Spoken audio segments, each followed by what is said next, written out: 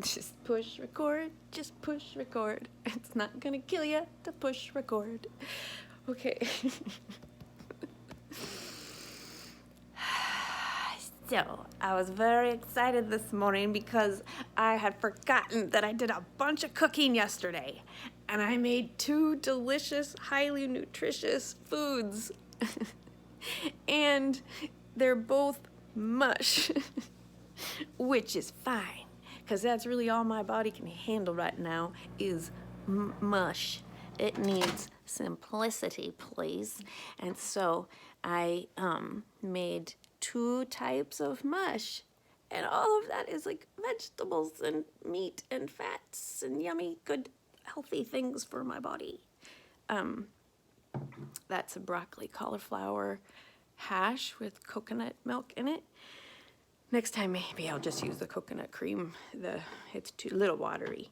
And then what could be a spaghetti sauce with meat in it. And I intend to eat it on top of spaghetti squash, but right now this is the easiest thing. And so I get to have the whole experience of going to the kitchen and what am I going to have for breakfast and trying to muddle it together. I've got half of avocado and I've got some hard-boiled eggs and I guess that would be okay. And then I went, oh, I made myself mush. I have 2 types of mush to put in my body right now, and it's gonna be easy because I have this amazing machine called a microwave. And I could just put it in there and heat it up. Because then my little girl voice, with this, I don't know, this is just the voice I'm going to talk in when my little girl wants to tell a story. So when she looks at a microwave, her mind just kind of goes, whoa. Because my little girl self we went through a period of time from 7-ish to 12-ish where we didn't have electricity. And microwaves didn't exist yet. And so I would heat food up on the wood cook stove. Fuck yeah, man. I shit you not. This human vessel, as a child, had a wood cook stove and a ice box for a period of time when that was the only way that we could keep our food cold. I don't know how I think maybe we had propane other times. I don't know.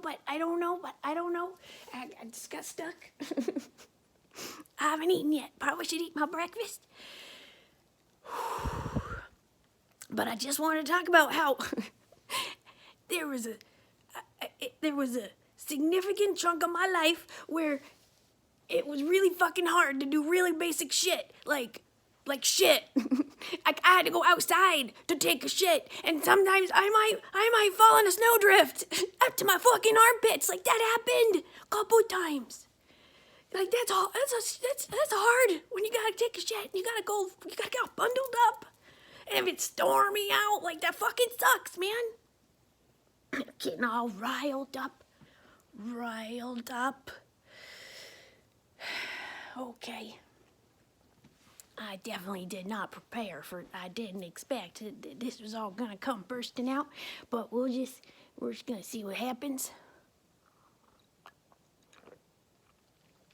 Or maybe I'm done for now. Maybe it's time to eat my mush. Okay, maybe that's what I was gonna say. All right, so I don't even want to use all the words I would need to use in order to tell you how much work it would be to heat this little bowl of mush up when I was a kid. And then, when I was a little bit older, I think I was in high school. This is in the mid-'80s, mind you. Late 80s, actually. People started to get microwaves. And they would say, like, don't stand too close to the microwave and like push the buttons and then get away from it because you don't want to be too close to it because it can cook your guts.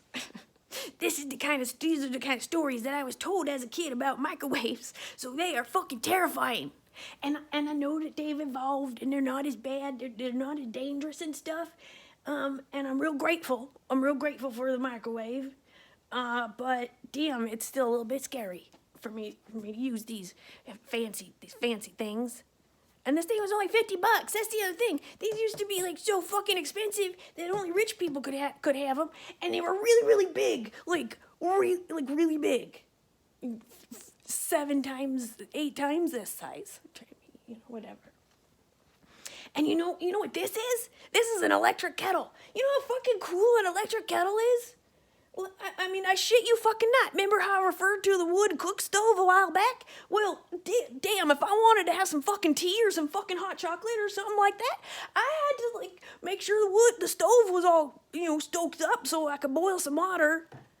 And you know what the fucking water? I had to carry, a family member, sometimes me, had to carry that fucking water from town. Into the car, and then up the hill. In the winter, we couldn't always drive up the hills, so then we'd have to pull my fucking. If you ever carried your own fucking drinking water, you take it real serious. You don't waste that shit. You don't let that boil off. You carried that water. You don't want it to just evaporate in fucking air. You gotta pay attention. Yeah, there was so much fucking paying attention as a kid. I could burn the fucking house down, like, just by turning a light on because it was a fucking, oil lamp. What the fuck, dude? I live in the world of, like, Knight Rider and shit, and I have fucking oil lamps in my house? Like, oh my God. I just wanted electricity and maybe some drywall and a door. It would have been nice. But, I really would have liked drywall and electric switches. I would have liked working electrical switches in my house when I was little. Okay. I need to eat my mush.